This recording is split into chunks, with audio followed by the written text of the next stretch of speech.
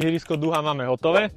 Je to prevedenie ihriska, pri ktorom sú nohy a dve hojdačky. Takisto máme viacej variantov na stránke, kde je napríklad lezecká stena, aj prikrytie pieskoviska sa dá doobjednať, alebo také sedenie po podomček, máme toho viacej.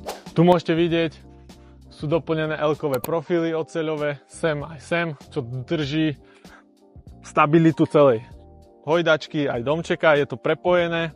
V prípade, že chcete ukotviť ihrisko, keď je trávnik, tak bijeme také drevené koly, o čo sa prichytí ihrisko.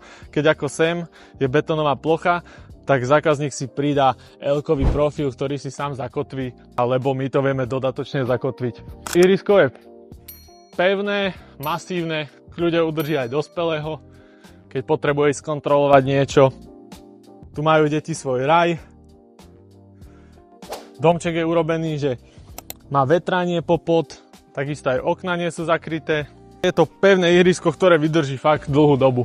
Ak máte záujem o takéto ihrisko, alebo iný variant, kľudne si pozriete našu stránku, alebo nám zavolajte a spolu niečo vytvoríme.